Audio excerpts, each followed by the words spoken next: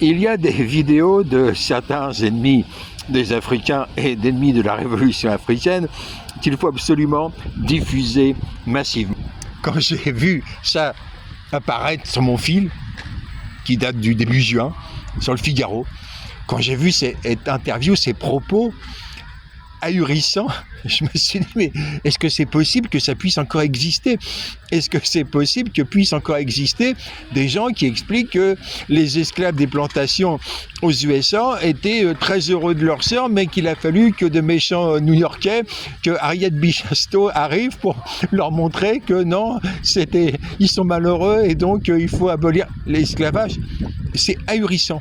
Et donc, diffusez massivement cette interview, vous allez vous rendre compte de comment les Africains sont considérés comme tellement stupides qu'ils ont besoin que des Français viennent leur expliquer que c'est mal ce que fait la France, comme si les Africains n'étaient pas capables de se rendre compte tout seuls.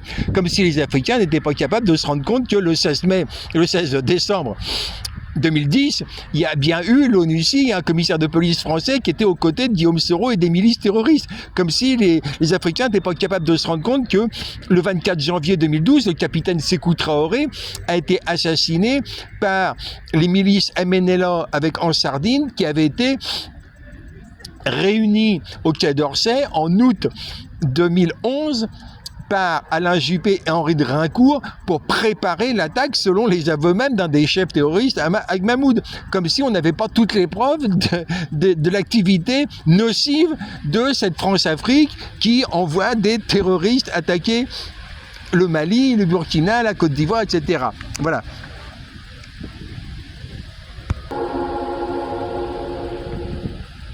Je suis arrivé dans les années 2000 en Afrique, j'allais au Mali, au Sénégal, on me disait vive la France.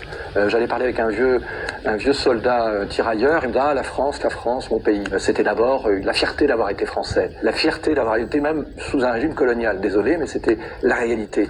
Même les jeunes à l'époque, il n'y avait pas ce ressentiment qu'on a pu sentir depuis quelques années. Or, depuis 10 ans, on n'entend que ça. Sur RFI, il n'y a pas un jour où il ne se passe pas une émission sur les horreurs de la colonisation française au Cameroun. J'ai écouté ça encore il y a quelques jours. Mais c'est aussi une volonté politique. Le président Macron est dans une espèce de repentance permanente. Donc, on a créé ce sentiment hostile. Nous, depuis Paris, avec nos intellectuels, nos centres culturels français, quand vous rentrez dans un centre culturel français, que ce soit à Dakar, Bamako ou Niamey autrefois, c'était que des spectacles. Si vous vouliez faire un spectacle de danse, il fallait que dedans, il y ait de l'esclavage. Vous allez dans une librairie à Dakar, il n'y a que des livres de monsieur Pascal Blanchard qui nous répète tous les 4 matins sur les chaînes de télé publique la France, c'est le pays qui a fait les foires aux zoos humains, etc. Enfin, vous savez qu'en Afrique, on écoute RFI, on regarde France 24, de moins en moins, parce qu'ils nous ont coupé le sifflet dans quelques pays.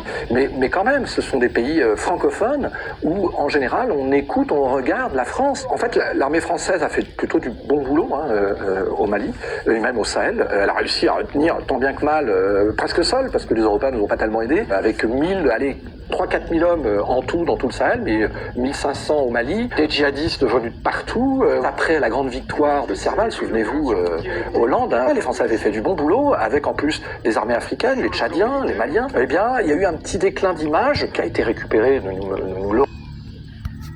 Un petit déclin d'image. C'est curieux, l'armée française, soi-disant, Serval serait venu sauver le Mali. Ben oui, mais il y a un petit problème.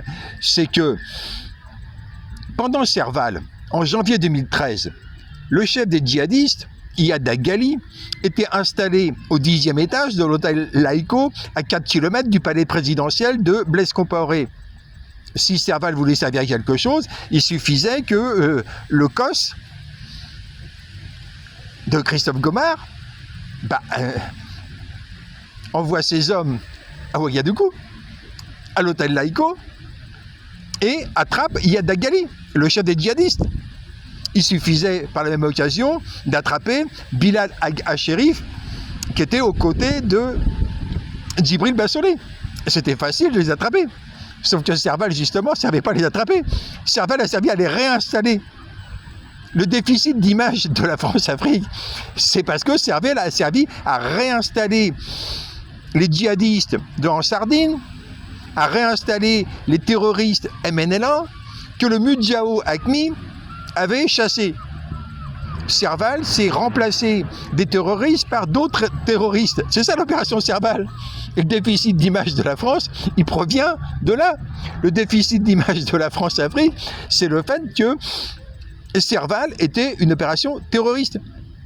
Ceux qui ne le savent pas encore, qui me suivent trop rarement mes vidéos, devraient apprendre que Serval a servi à faire élire député RPM, section malienne de l'Internationale socialiste, Amada Agbibi, en décembre 2013, le même Amada Agbibi qui, un an avant, depuis Ouagadougou encore, appelait à continuer d'appliquer la charia à Kidal, mais annonçait renoncer à aller couper les mains à Bamako.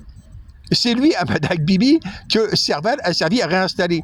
Le Amada Agbibi, qui était le porte-parole officieux de Iyad Ghali et qui avait créé une organisation scissioniste en Sardine, HCUA, pour avoir un vernis de respectabilité et essayer de faire oublier son passé de coupeur de main. Sauf que le Amada Agbibi, son organisation HCUA, elle est maintenant membre du FLA. Le FLA, c'est une fusion entre les terroristes non djihadistes MNLA et l'ex-coupeur de main Amada Agbibi, son organisation HCUA. Et donc, le déficit d'image de la France va encore dégringoler. Ceci étant dit, partagez cette extraordinaire vidéo où le racisme du journal Le Figaro, le racisme de cet auteur s'étale tranquillement.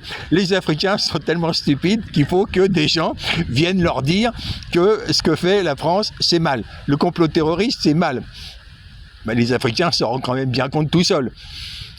Le capitaine Sékou Traoré, le Sankara du Mali, a bel et bien été assassiné le 24 janvier et il y a bel et bien eu une opération quasi mais certainement du COST, de la DGSE, pour venir récupérer l'ordinateur, le PC, sur lequel se trouvait l'enregistrement de ATT, le président du Mali, en train de téléphoner sur le téléphone des terroristes.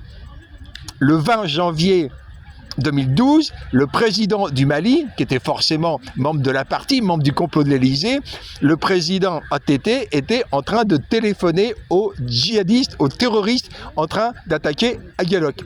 Et le capitaine Sékou Traoré a été assassiné par des terroristes téléguidés, bien évidemment, par les services secrets français pour couper les branches, pour faire le silence, sauf que un témoin, un enseignant, avait eu les confidences du capitaine Sékou Traoré, le héros Sékou Traoré que j'honore encore maintenant quasiment toutes les semaines depuis 10 ans.